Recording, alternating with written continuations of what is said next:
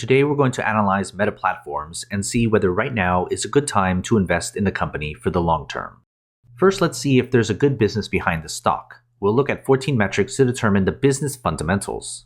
The first set of metrics deal with the company's financial health, with its projected earnings growth for the next 5 years, its profit margins, its effectiveness, which looks at the company's returns on equity, assets, and invested capital, and then the employee value, which looks how much value the average employee adds to the business. You can see the values for each of these metrics, as well as the point totals awarded in the bubbles. The next set of metrics looks at the investment opportunity afforded to shareholders. Here we get the dividend yield, its payout ratio, which is how much of the company's earnings are going out to pay shareholders, and the cash and cash equivalent the company has in order to pay dividends, reinvest, and off the debts it has on its books.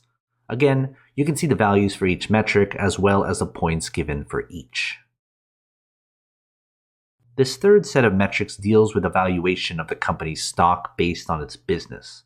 Think of the P ratio as a measure of speculation around the stock. We want them low. The PEG ratio adds earnings growth with the PE ratio. Then the 200-day simple moving average is the average stock price over that period. We want that low because it means we have a cheaper stock price. And then short float is basically how bearish other investors think of the stock. For these 4 metrics, we want the values to be as low as possible. That will give us a higher point total within the bubbles. And the fourth set of metrics look into other relevant data.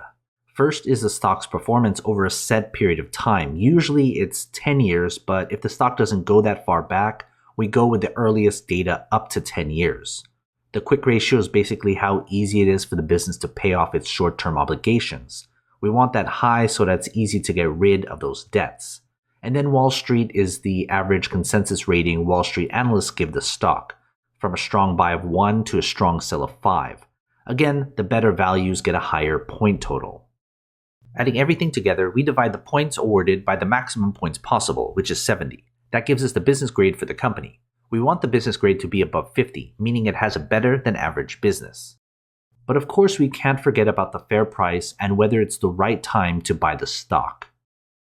I use a discounted cash flow model taking into account a 10% margin of safety.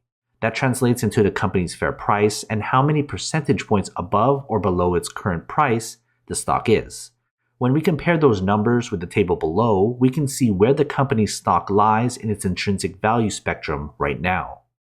Before we get to the final grade, join my Patreon and get access to every company I've analyzed so you can compare between all your favorite stocks. It's updated all the time.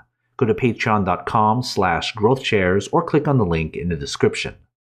Finally, we can put everything together and to get the company's final grade. Adding the business grade and the fair price grade, we can see here the company's final grade. Anything less than 50 means it's not a good long-term investment. A final grade above 50 means it would make a good long-term investment if you bought the stock right now. So what are your thoughts? Are you going to invest? If you do, invest wisely, and as always, take care of your money.